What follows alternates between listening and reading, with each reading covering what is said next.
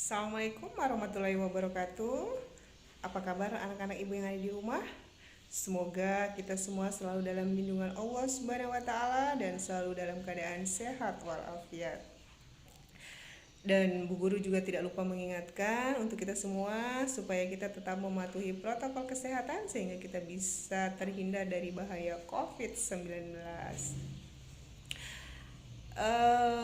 Anak-anak, marilah kita sama-sama berdoa. Semoga apa yang kita pelajari hari ini bisa berjalan dengan lancar dan bisa bermanfaat untuk kita semua. Untuk hari ini kita akan membahas materi tentang garis dan sudut. Jadi ini materi baru lagi, yaitu garis dan sudut. Nanti Bu Guru akan jelaskan di video singkat, tolong diperhatikan video Bu Guru. Nah, nanti di akhir seperti biasa Bu Guru akan memberikan tugas yang harus kalian kerjakan dan dikumpul ke WA pribadi Bu Guru paling lambat malam ini. Dan jangan lupa tulis nama dan kelasmu di sudut kanan atas atau kiri atas lembar jawabanmu. Baik anak-anak, untuk mempersingkat waktu, tolong perhatikan video penjelasan Bu Guru berikut ini. Sekarang kita masuk ke bab 3. Bab 3 itu adalah garis dan sudut. Bagian A, mengenal garis dan sudut. Yang pertama, pengertian garis. Nah, di sini ada 3 pengertian. Ada garis, ada sinar garis, dan ada ruas garis. Apa perbedaan dari ketiganya? Ini kita bahas sekarang. Garis adalah kurva lurus yang tidak berpangkal dan tidak berujung. Ya, tidak berpangkal dan tidak berujung maksudnya di sini.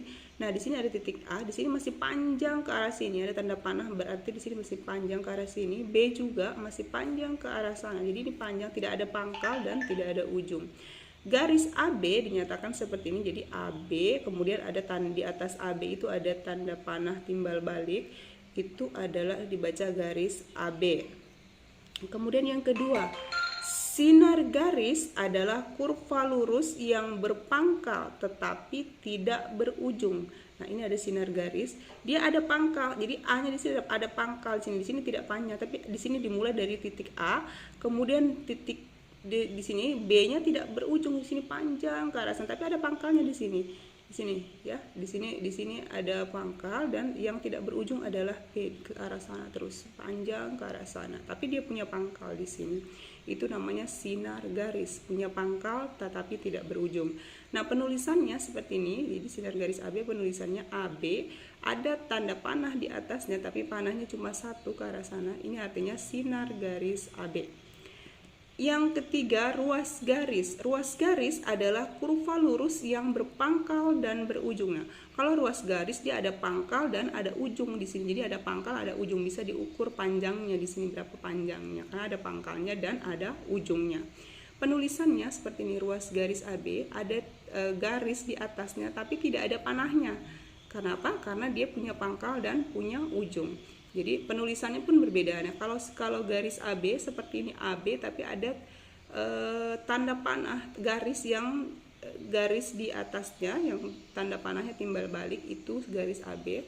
Sinar garis AB penulisannya seperti ini ya. Jadi panahnya cuma satu karena dia punya pangkal tapi tidak punya ujung. Kemudian kalau ruas garis AB ada garis di atasnya tapi tidak ada tanda panahnya, itu adalah ruas garis AB. Nomor 2, kedudukan dua garis. Dua garis dikatakan sejajar jika kedua garis mempunyai arah kemiringan yang sama.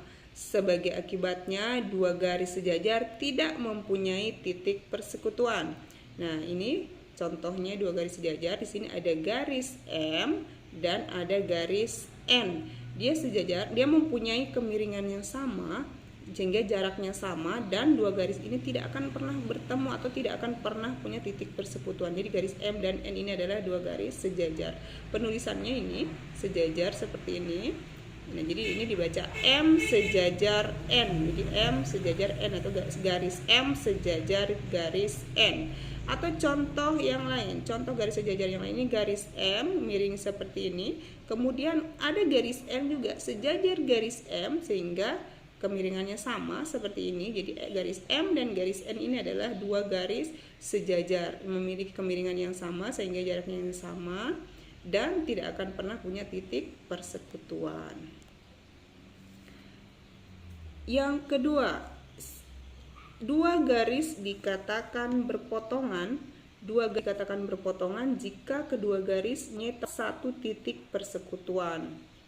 Coba lihat di sini dua garis berpotongan ini, ada garis M di sini, kemudian ada garis N berpotongan di satu titik di sini, di satu titik, bertemu di satu titik. Jadi ini adalah dua garis berpotongan.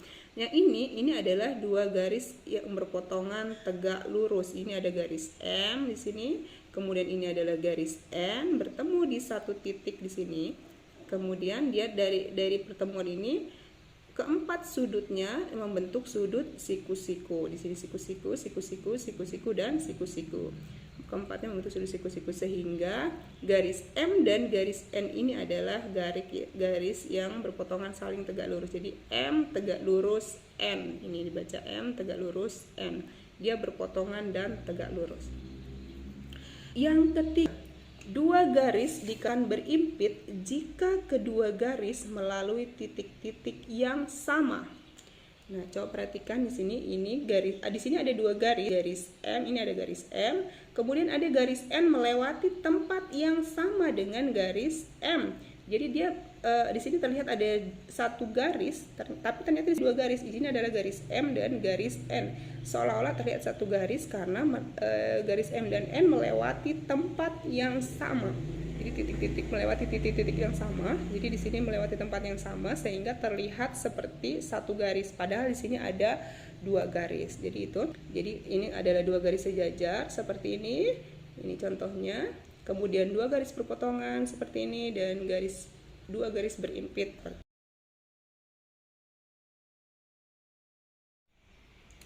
Nomor 3, sudut. Pengertian sudut. Sudut dibentuk oleh dua sinar garis yang memiliki titik pangkal yang sama atau berimpit. Nah, tadi sinar garis itu kan dia punya pangkal tapi tidak punya ujung. Jadi di sini sudut dibentuk oleh dua sinar garis yang pangkalnya berimpit. Jadi di sini ada sinar garis OA dan sinar garis OB. Pangkalnya berimpit di titik O. Jadi dia di sini membentuklah sudut ini, yang inilah sudut ini, yang di dalam sini. Ini ya, ini sudutnya. Jadi sinar garis OA ini namanya kaki sudut. Sinar garis OB ini juga namanya kaki sudut. Titik O di sini, titik pangkal tadi yang keduanya bertemu, titik O di sini namanya titik sudut. Sudutnya yang mana? Yang di dalam ini. Ini adalah sudutnya. Nah, bagaimana memberi nama sudut? Memberi nama sudut itu ada dua cara. Yang pertama dengan satu huruf dan tiga huruf. Kalau satu huruf kita menggunakan titik sudut. Titik sudutnya yang mana di sini? Di sini ada titik O. Berarti nama sudutnya adalah sudut. Ini adalah sudut O kalau menggunakan satu huruf. Kalau menggunakan tiga huruf, titik sudutnya ada di tengah. Kita menggunakan seperti ini. Jadi nama sudutnya adalah sudut AOB atau sudut BOA, gitu ya, kalau menggunakan tiga huruf. Jadi titik sudutnya berada di tengah. Kalau satu huruf berarti dia adalah sudut O. Bagian B, jenis-jenis sudut. Yang pertama, sudut lancip, yaitu sudut yang besarnya antara 0 derajat dan 90 derajat. Jadi besarnya itu di antara 0 derajat dan 90 derajat. Jadi di atas 0 derajat dan kurang dari 90 derajat. Nah, gambar sudutnya yang ini, sudut lancip ini, yang ini ya, yang ini, yang biru ini sudut lancip. Kemudian sudut siku-siku, yaitu sudut yang besarnya 90 derajat. Jadi besar sudutnya pas 90 derajat. Itu adalah sudut siku-siku. Yang ini gambarnya, ini adalah lambang siku-siku. Jadi sudutnya yang ini. Jadi ini adalah sudut siku-siku yang ini. Yang ketiga, sudut tumpul, yaitu sudut yang besarnya antara 90 derajat dan 180 derajat. Jadi antara 90, di atas 90 derajat dan kurang dari 180. Jadi antara 90 dan 180 derajat. Jadi di atas 90 kurang dari 180 ini. Ini sudut tumpul yang ini. Ini sudut tumpul besarnya ini. Yang keempat, sudut lurus, yaitu sudut yang besarnya 180 derajat. Jadi sudut lurus besarnya 180 derajat ini. Ini sudut lurus yang ini. Ini sudut lurus besarnya 180 derajat. Yang kelima, sudut refleks, yaitu sudut yang besarnya antara 180 derajat dan 360 derajat. Jadi besarnya di atas 180 derajat, kurang dari 360 derajat. Jadi antara 180 sampai 360. Jadi di atas 180 derajat dan kurang dari 360. Yang mana sudut refleks? Yang ini. Ini yang di luar ini. Kalau sudut lancip berarti di luarnya ini adalah sudut refleks. Yang ini yang warna hijau, yang guru kasih warna hijau ini adalah sudut refleks. Besarnya ini sudut refleks. Ini juga sudut refleks, yang ini besarnya di atas 180 derajat dan kurang dari 360 derajat. Ini juga sudut refleks, ini ya, ini sudut refleks, ini besarnya sudut refleks, ini juga besarnya sudut refleks. Yang ini besar sudutnya, yang ini ya, ini besar sudutnya. Jadi ini besar sudutnya. Besar sudut nanti bisa diukur menggunakan busur derajat. Contoh soal yang pertama, tentukan besar sudut berikut dan tentukan mana yang termasuk sudut lancip, tumpul, dan refleks. Di sini ada 3 ya, ada 3 soal di sini. Yang pertama, setengah sudut siku-siku. Kemudian yang kedua 2/3 sudut lurus, yang ketiga 1/4 sudut lurus. Jadi kita disuruh menentukan besarnya setengah sudut siku-siku itu berapa, kemudian hasil dari situ apakah dia termasuk sudut lancip, sudut tumpul, atau sudut refleks. Nah, kita jawab yang pertama. Yang pertama, setengah sudut siku-siku. Nah, setengah sudut siku-siku. Sudut siku-siku tadi besarnya berapa? Oh, sudut siku-siku itu besarnya 90 derajat. Berarti di sini setengah dikali 90 derajat, karena siku-siku itu besarnya 90, sudut siku-siku itu besarnya 90 derajat. Sama dengan 90 dibagi 2. Setengah kali 90 derajat itu adalah 45 derajat. 45 derajat itu adalah besar sudut lancip. Besar sudut lancip itu kan antara 0 sampai 90. Di atas 0 dan kurang dari 90. Ini kan kurang dari 90 derajat, berarti dia adalah sudut lancip. Jadi setengah sudut siku-siku itu merupakan sudut lancip yang besarnya adalah 45 derajat. Yang kedua, 2/3 sudut lurus. Nah, 2/3 sudut lurus ini besarnya berapa dan dia termasuk jenis sudut apa? Oke, kita hitung di sini, kita jawab.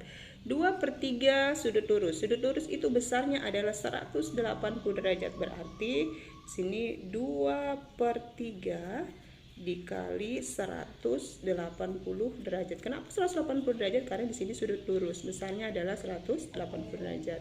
Sama dengan di sini ada yang bisa saling membagi ya. Ini 180 dibagi 3 bagi 3 1, 180 dibagi 3 itu adalah 60. Jadi di sini tinggal 2 dikali 60 derajat. Sama dengan 2 kali 60 derajat itu adalah 120 derajat. 120 derajat itu termasuk sudut apa? Oh, kalau sudut siku-siku 90. Di atas 120 kan di atas 90 dan kurang dari 180.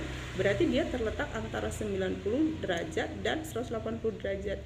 Oh, kalau di atas 90 dan kurang dari 180 berarti dia merupakan sudut tumpul. Ya.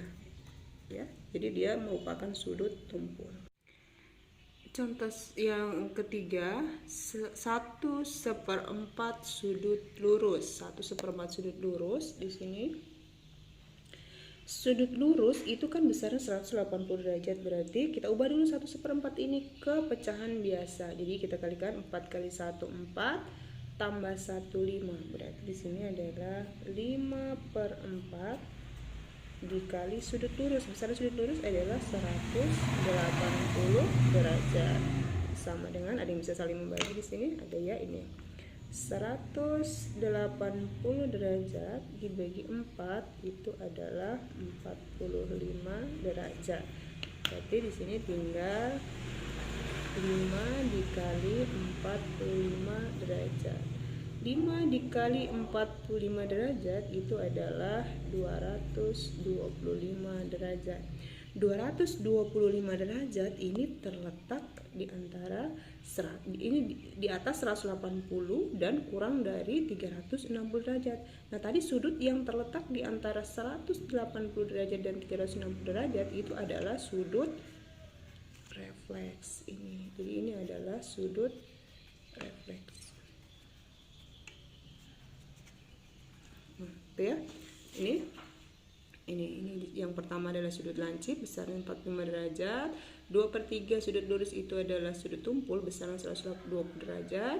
1/4 sudut lurus adalah sudut refleks besarnya adalah 225 derajat.